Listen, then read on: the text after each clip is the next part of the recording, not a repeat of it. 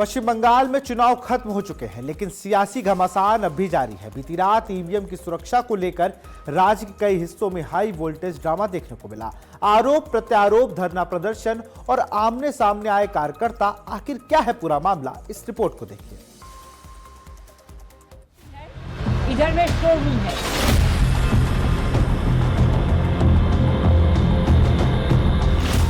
पश्चिम बंगाल में चुनाव खत्म होने के बाद भी सियासी तनाव थमने का नाम नहीं ले रहा है।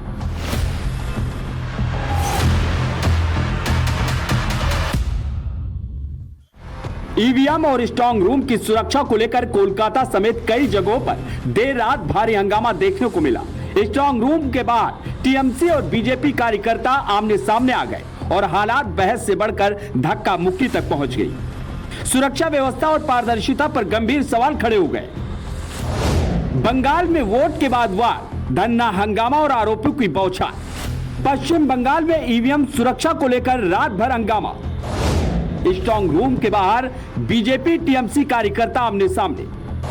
टीएमसी ने ईवीएम से छेड़छाड़ का आरोप लगाया।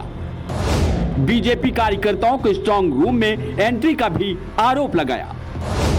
सीसीटीवी फुटेज से शुरू हुआ विवाद, पोस्टल बैलेट छटाई पर सवाल। चुनाव आयोग ने टीएमसी के छेड़छाड़ के आरोपों को खारिज किया। विवाद की जड़ एक कथित सीसीटीवी फुटेज बताई जा रही है, जिसमें कुछ लोग पोस्टल बैलेट की छटाई करते हुए दिखाई देने का दावा किया गया। टीएमसी ने आरोप लगाया कि कई जगहों पर बीजेपी कार्यकर्ताओं को स्ट्रांग रूम के अंदर जाने दिया गया, जिससे ईवीएम और बैलेट से छेड़छाड़ की आशंका पैदा हुई। इसी आरोप के बाद टीएमसी कार्यकर्ता धरने पर बैठ गए, जबकि दूसरी ओर बीजेपी ने इन आरोपों को पूरी तरह खारिज करते हुए इसे राजनीतिक नाटक बताया। इसी दौरान मुख्यमंत्री ममता बनर्जी ने भी मोर्चा संभालते हुए सख्त रुख अपनाया और चुनाव प्रक्रिया पर सवाल उठाए। ईवीएम मशीन है, इधर में स्टोर रूम है। तो आप लोगों को जानकारी है कि नेताजी इंडोर में सीसीटीवी और सारे बहुत सारे जगह में कि उधर में मैनिपुलेशन हो रहा है और बाहर का आदमी आके वो खुल रहा है, देख रहा है, पोस्टर बैलेट को इधर उधर कर रहा है। वो देखने के बाद मैंने जब देखा टीवी में, तो मैंने सोचा मैं भी इधर देख के आऊँ। तो पहले तो सेंट्रल फोर्सेस मेरे को एंट्री करने नहीं देते थे। उसके बाद पूछा किसी से, बोला नहीं हमको जाने का हक है, बिकॉज वो लोग पहले किसी को अंदर में ही जाने नहीं देते। लेकिन as per our election rules, the candidate and election agent of any party is allowed up to the sealed room, not inside the sealed room, but outside at the door of sealed room. तो पहले तो ये लोग मेरे को घुसने नहीं देते थे। उसके बाद इसको फोन किया, बट आरो किसी से परमिशन लेके आरो मेरे को घुसने दिया। इलेक्शन कमीशन ने एक तरफ जो सिद्धांत लिए हैं वो है कि जो जगह इसके पहले तक भी कैमरा देख सकते थे, हर कोई पॉलिटिकल वर्कर या प्रेस भी देख सकती थी, अब उस पे पाबंदी है। अब सिर्फ एजेंट को, जिस एजेंट का नाम हम लोग देंगे कैंडिडेट, वो 10 एजेंट शिफ्ट वाइज एक जन करके कुछ देर के लिए रह के वीडियो विंग करेंगे। यही ये सिद्धांत एक तरफा है। कितने एजेंट जा सकते हैं? कितने लोग? 10 कार्ड दिए गए हैं।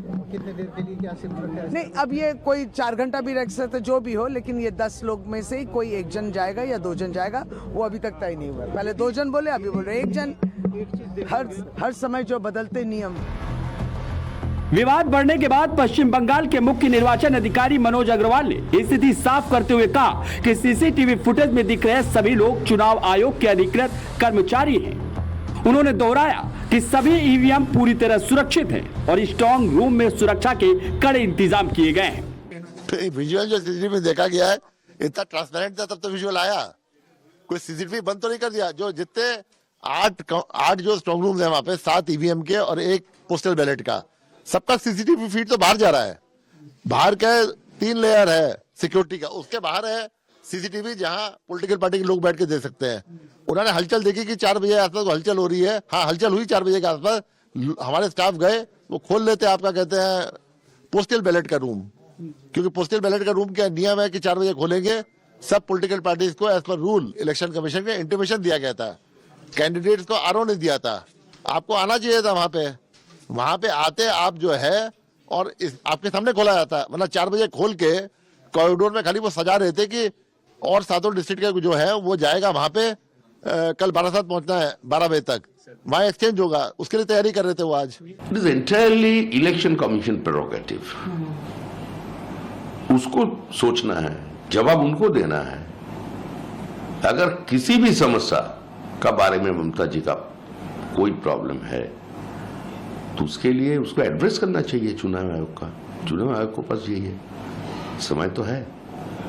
अगर कलकत्ता नहीं तो गणेश जी के पास जाइए, वहां भी नहीं है तो सुप्रीम कोर्ट जाइए, अगर वहां भी नहीं है तो कालीघाट का माँ काली के पास जाइए, वो तो बहुत पहले से ही उनका फाइल छोड़ दिया। अर्जीकर का बाद में तो माँ काली खुद बोल दिया हमको माफ करो, अभी हम तुमको अभी आशीर्वाद दिया तो मेरा पूजा बंद हो जाएगा, हम मुंह दिखाने का लायक नहीं रहेगा जनता के सामने।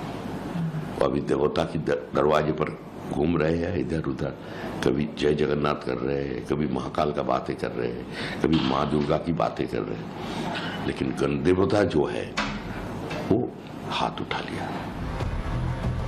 प्रशासन ने यह भी अपील की है कि किसी भी तरह की अफवाहों पर ध्यान न दिया जाए और प्रक्रिया पर भरोसा रखा जाए। फिलहाल आरोप और सफाई के बीच पश्चिम बंगाल की सियासत एक बार फिर ईवीएम की सुरक्षा को लेकर गरमाई हुई है।